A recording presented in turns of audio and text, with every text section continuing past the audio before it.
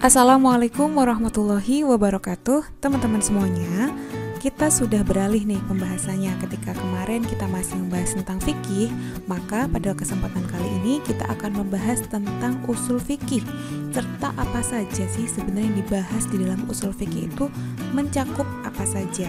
Pertama-tama kita harus tahu dulu nih pengertian dari usul fikih itu apa. Sebagaimana kita lihat, usul fikih ada dua kalimat, ada dua kata nih. Ada kata usul dan ada kata fikih. Yang mana fikih ini diartikan sebagai al-fahmu atau pemahaman yang mendalam. Sehingga bisa dikatakan secara istilah di sini bahwasanya fikih merupakan bahasan tentang hukum syara yang bersifat amaliyah yang digali dan dirumuskan dari dalil yang terperinci atau pemahaman para ulama, hasil pemikiran para ulama terkait dengan hukum syara yang sifatnya itu adalah amaliyah yang digali dan dirumuskan dari dalil-dalil yang terperinci. Kemudian yang kedua usul. Kalau usul sendiri merupakan jamak dari kata aslun, yang mana artinya adalah sesuatu yang menjadi dasar. Sehingga usul ini merupakan dasar dari fikih. Kok maksudnya gimana? Sehingga bisa dikatakan usul fikih adalah ilmu tentang sumber hukum syara dan cara penunjukannya terhadap hukum syara, atau bisa juga diartikan dengan kaidah-kaidah yang menjelaskan cara-cara mengeluarkan hukum dari sumbernya. Sehingga usul fikih merupakan landasan dari pembuatan fikih itu sendiri. Fikih adalah hasilnya atau kajian tentang perangkat-perangkat peraturan yang sudah jadi, yang mana itu sifatnya amaliyah dan harus diikuti oleh seluruh umat Islam. Sedangkan usul fikih adalah caranya atau usahanya bagaimana sih menghasilkan fikih atau peraturan-peraturan terperinci tersebut. Bisa dipahami ya kalau fikih ada hasilnya, sedangkan usul fikih adalah proses ataupun cara-cara dan usaha-usaha yang dilakukan untuk menghasilkan fikih itu sendiri. Di sini contohnya nih yang akan sangat terlihat adalah perintah sholat adalah wajib. Kita ketahui bahwasanya sholat 5 waktu, subuh, duhur, asar, maghrib, dan isya itu adalah wajib. Nah ini kita tahunya dari mana? Padahal tidak ada nas di dalam Al-Quran ataupun hadis yang mengungkapkan bahwasanya sholat itu hukumnya adalah wajib ain. Gak ada kan? Nah di sini hanya disebutkan mungkin di beberapa surat itu kan aqimus sholah wa atuz zakah, hanya sebatas itu. Tidak ada keterangan as-sholatu wajibun, itu nggak ada. Maka disinilah fungsi usul fikih sebagai sebuah kaidah yang menunjukkan cara-cara mengeluarkan hukum dari dalil-dalil tersebut. Jadi aqimus sholah ini gimana sih supaya jadi wajib? Nah itulah yang digunakan di dalam usul fikih. Sedangkan fikihnya adalah ketika sholat itu wajib, ini disebut dengan fikih. Jadi kelihatan ya bedanya. Usul fikih adalah proses menerjemahkan atau mengartikan dalil-dalil tersebut sehingga keluar nih hukumnya wajib, sunnahkah atau haram. Sedangkan fikih ya itu tadi, wajibnya, haramnya ataupun sunnahnya. Nah, tujuan dan manfaat usul fikih ini apa aja sebenarnya? Di sini ada dua hal yang bisa menjadi tujuan. Yang pertama adalah untuk dapat menerapkan kaidah-kaidah terhadap dalil syara yang perinci. Jadi supaya sampai nih sebenarnya dalil itu mau ngomongin apa sih gitu. Kutiba alaikumusiyam ini maksudnya apa gitu. Itu menggunakan usul fikih. Jadi kalau kita tahu usul fikih, tujuannya yaitu menggali kaidah-kaidah yang menunjukkan hukum syara tadi itu sifatnya apa. Kemudian yang kedua adalah untuk mengetahui secara baik dan tepat apa yang dirumuskan oleh para mujtahid sebelumnya sampai mereka sampai pada rumusan tersebut. Nah ini mungkin manfaat dan juga tujuan yang sangat bisa kita rasakan karena kita sebagai umat Islam yang tidak memiliki kapasitas untuk mengeluarkan hukum yang baru, maka penting bagi kita untuk mengetahui usul fikih sehingga kita bisa memahami, oh maksudnya Imam Syafi'i bilang gini tuh gini toh, oh maksudnya Imam Abu Hanifah itu kok boleh sih perempuan nikah tanpa wali, itu alasannya apa? Oh jadi kita tahu. Maka disinilah fungsi usul fikih itu sebagai bagi kita semua nih umat Islam yang secara kapasitas keilmuan fikih juga tidak sebanding dengan para mujtahid. Lantas untuk apa lagi umat Islam mempelajari usul fikih di masa yang sekarang nih ya? Jadi yang ada dua kemungkinan yang bisa kita cakup ketika tadi sebelumnya kita mengetahui lah, minimal kita tahu ulama-ulama itu bagaimana cara memproses hukum.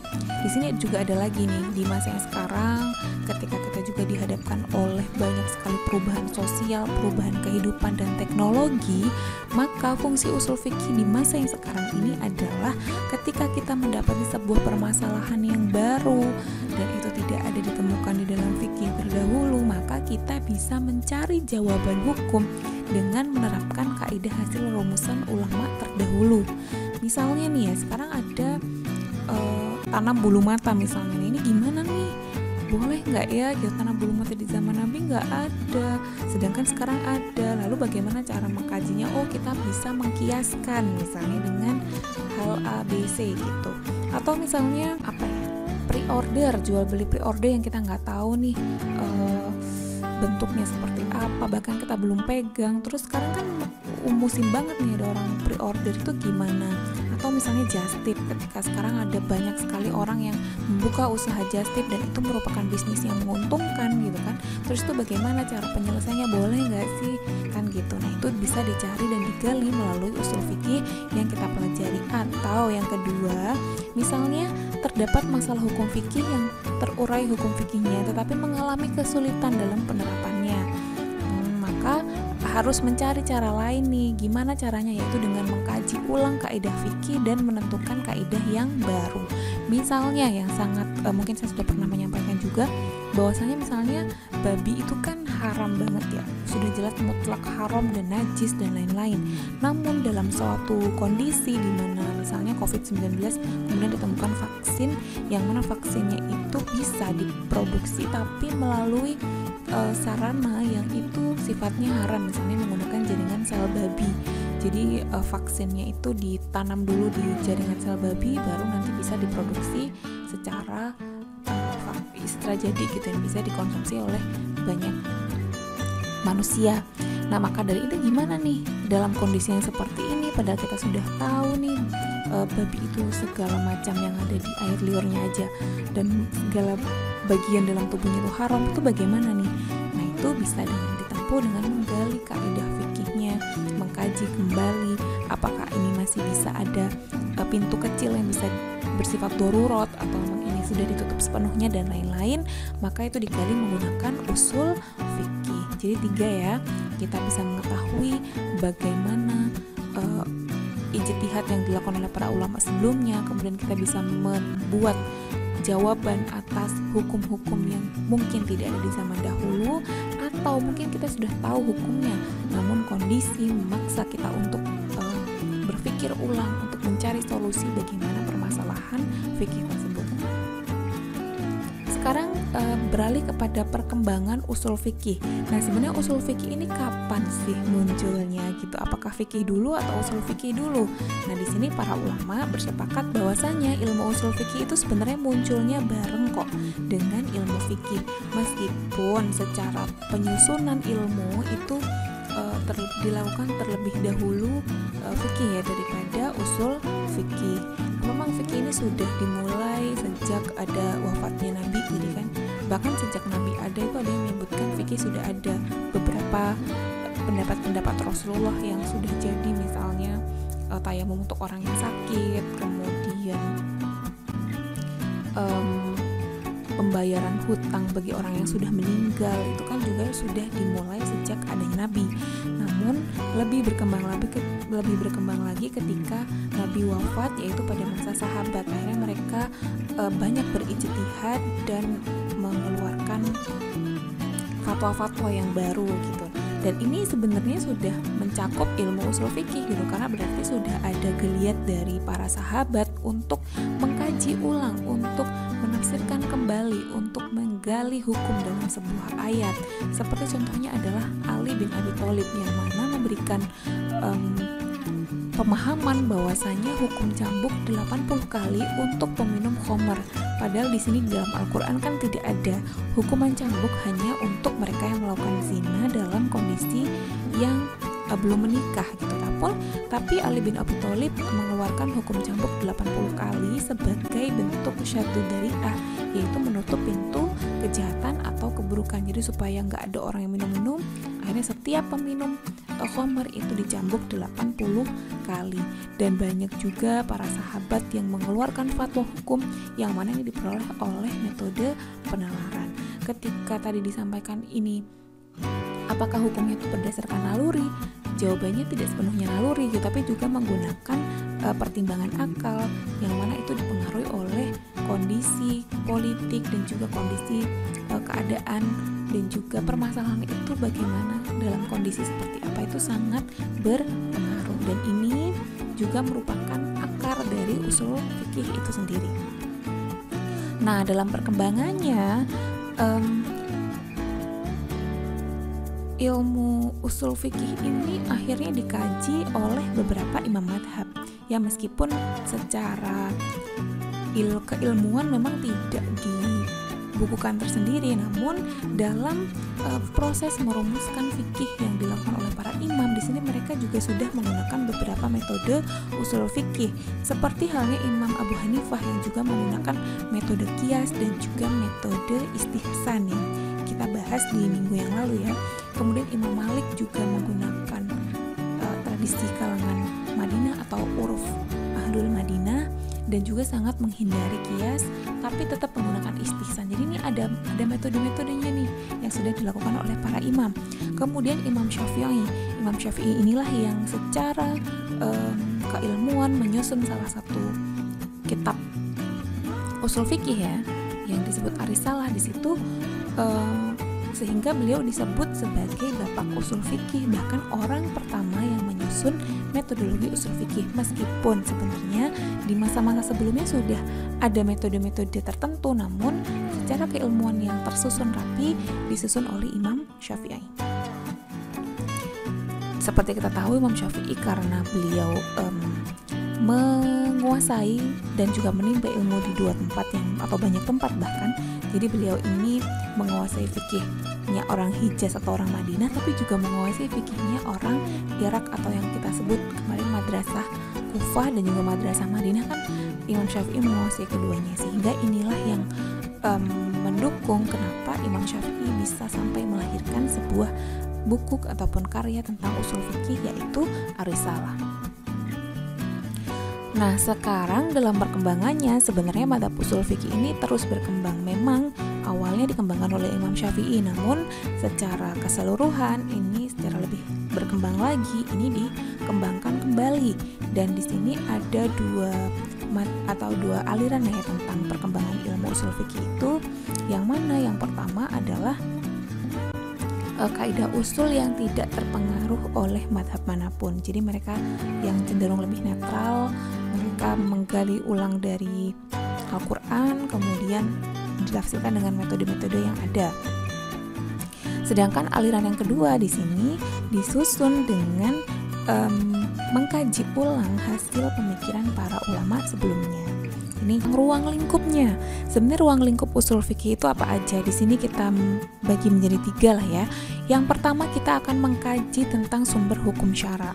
Jadi hukum syara apa? Hukum syara adalah titah Allah yang disampaikan kepada manusia terkait dengan perbuatan hukum atau yang sifatnya amaliyah. Jadi bukan tentang keimanan, bukan tentang akhlak, tapi tentang perbuatan hukum. Jadi sholat dan beberapa kewajiban-kewajiban lain yang menjadi kewajiban umat Islam di dunia.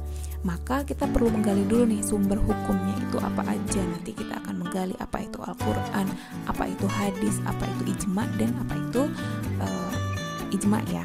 Dan qiyas ini ada orang yang mengkategorikan sebagai sumber, ada yang mengkategorikan sebagai metode. Kemudian setelah kita ketahui sumber-sumber hukumnya, kemudian yang kedua kita akan mengkaji tentang metode-metodenya. Metode apa aja sih, atau cara-cara penggalian hukum yang dilakukan oleh para ulama itu apa? Oh, ada istihsan. Sebenarnya istihsan ini bagaimana, macamnya apa, contohnya seperti apa, ini akan kita bahas di pertemuan selanjutnya. Dan yang terakhir adalah hukum syara. Hukum syara di sini adalah produk dari ilmu fikih dan usul fikih, mohon maaf, maksudnya sumber hukum syara tadi itu bukan yang hukum syari, sumber syariah ya. Nah, kalau di sini hukum syara yang kedua adalah yang di bawah ini dimaksudkan adalah hasilnya, hasil dari ilmu fikih dan juga usul fikih itu kan akhirnya menghasilkan wajib, sunnah, mubah, makruh, kemudian dari syarat, ada batal. Nah, itu sebenarnya apa, itu akan kita kaji tersendiri gitu ya. Nah, ini kita lanjutkan kepada hukum syara dan pembagiannya. Hukum syara di sini adalah titah Allah yang menyangkut perbuatan mukallaf ya, baik itu berupa tuntutan, pilihan, ataupun sesuatu yang dalam berbentuk ketentuan. Jadi perlu diketahui bahwasanya hukum syara di sini yang saya maksud di akhir tadi adalah ketentuan Allah atau khitabullah yang menyangkut perbuatan mukallaf, yang mana di situ kadang-kadang bentuknya itu adalah sebuah tuntutan. Jadi kita wajib dituntut untuk melaksanakannya atau dituntut untuk menghindarinya, atau kadang-kadang berupa pilihan, yaitu kalau mengerjakan dapat dosa, kalau nggak mengerjakan nggak apa-apa, ataupun sebaliknya. Bahkan itu tidak ada dampak hukumnya, mau mengerjakan atau tidak itu boleh aja, atau kadang-kadang itu berupa bentuk ketentuan. Misalnya kalau matahari sudah tergelincir ke barat, maka itu sudah waktunya sholat zuhur. Nah, ini adalah bentuk ketentuan.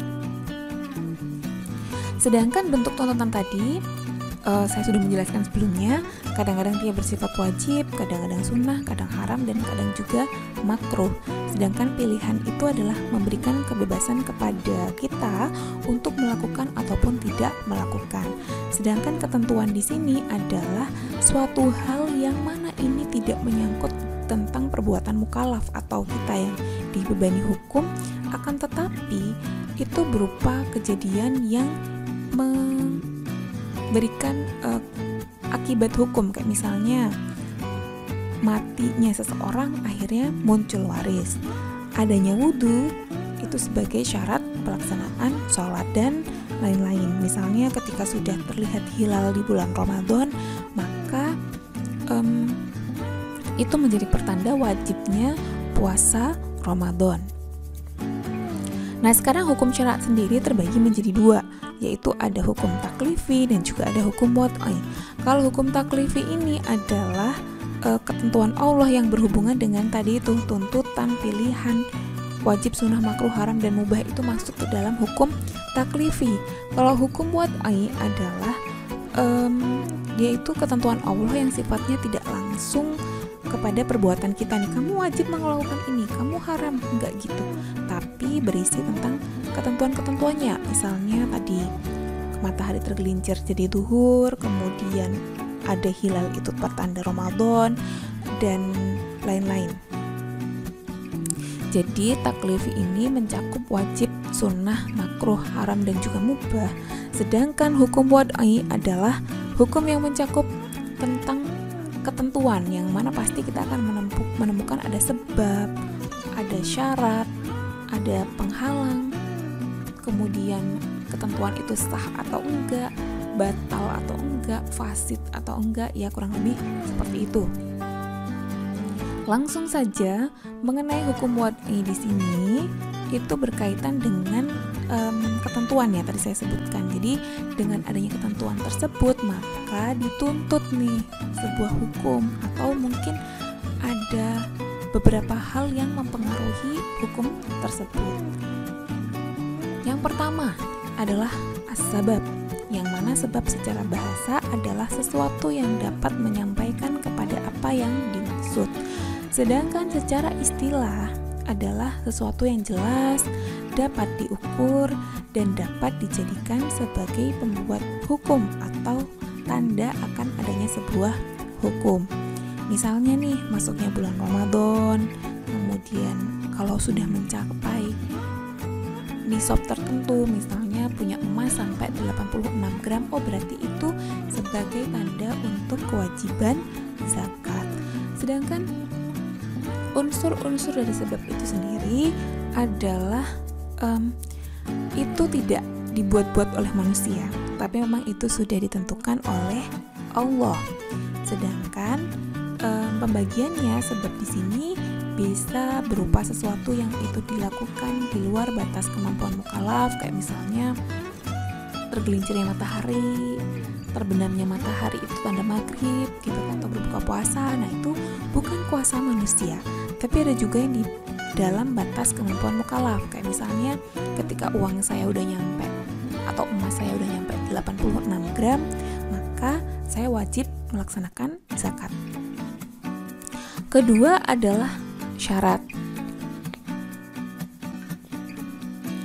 Syarat di sini maksudnya adalah hukum itu tergantung pada adanya hal tersebut. Kalau misalnya itu nggak ada, maka hukum pun tidak ada. Ya kurang lebih seperti itu. Dan syarat di sini ada beberapa pembagiannya ya. Ada syarat akli yang berhubungan dengan ada syarat adi yang berdasarkan dengan kebiasaan, kemudian ada syarat syar'i yang itu ditetapkan secara syara gitu ya. Sedangkan perbedaan syarat dengan sebab apa? Ini kan sama-sama, kalau nggak ada dia maka nggak ada hukum gitu kan ya.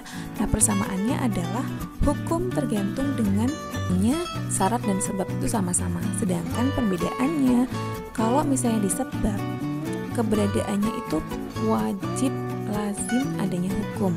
Sedangkan untuk syarat, keberadaannya belum tentu menjadi kewajiban gitu.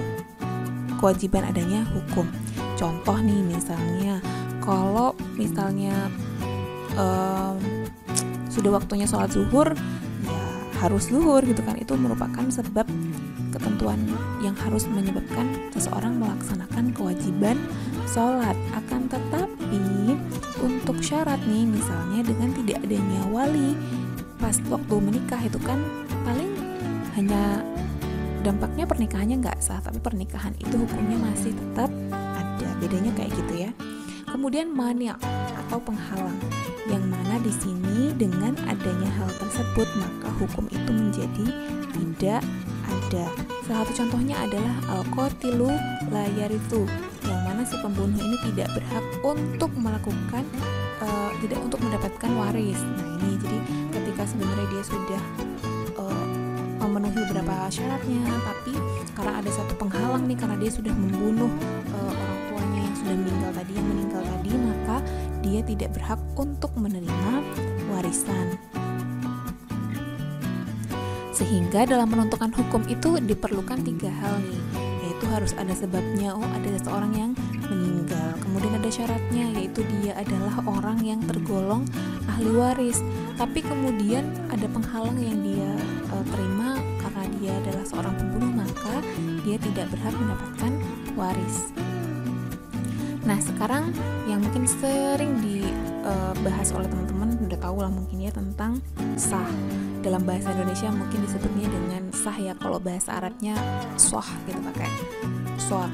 Nah, Wabah Zuhaili ini menyatakan bahwasanya perbuatan mukallaf yang memenuhi syarat dan rukun berdasarkan yang dituntut dan memberikan implikasi secara syar'i, maka itu bisa dikatakan sebagai sah. Jadi ketika dia sudah dilakukan karena adanya sebab, sudah memenuhi rukun dan tidak ada mani atau penghalang, maka maka hal itu disebut dengan sah. Seperti halnya jual beli nih, kalau sudah ada syarat-syarat atau rukun dalam jual beli, maka jual belinya disebut dengan sah. Ada ijab qabul, ada yang beli, ada yang jual, ada barangnya dan juga ada harganya yang ditetapkan, maka jual belinya adalah sah. Sekarang yang terakhir yaitu batal. Batal di sini adalah lawan kata dari sah. Ya, kalau sah tadi sudah tercukupi keseluruhan, sedangkan batal adalah ketika ada kecacatan pada unsur-unsurnya. Misalnya, seseorang tadi menjual beli ikan, tapi ikannya masih nggak ada, atau isi ikannya masih dalam kolam, nggak tahu nih, cuma ada lah ikannya ada tapi nggak jelas mau 1 kilo atau 2 kilo atau 3 kilo, berarti kan mengandung gharar atau ketidakjelasan, maka ini jual belinya juga tidak sah. Atau misalnya pernikahan nih, pernikahan dengan wanita yang haram dinikahi, berarti ini sudah cacat dalam syarat-syarat pernikahan gitu kan, maka pernikahannya menjadi batal atau tidak sah. Ada nih yang terakhir ternyata, yaitu fasid, yang juga merupakan kebalikan dari kata sah dan kebalikan dari kata sah juga ya. Istilah fasid ini memang tidak berlaku di kalangan jumhur, karena fasid ini sama dengan batal baik dalam bidang muamalah ataupun ibadah. Jadi sebenarnya fasid ini hanya tambahan, yang mana ini diungkap oleh Hanafiyah, yang dimana pada kalangan Hanafiyah itu mengakui adanya fasad. Ya, kurang lebih seperti itu mengenai hukum syara dan pembagiannya apa, kemudian ruang lingkup usul fikih seperti apa. Jadi teman-teman bisa memahami, didengarkan, dan jika ada yang kurang paham bisa ditanyakan. Kita akhiri. Wassalamualaikum warahmatullahi wabarakatuh.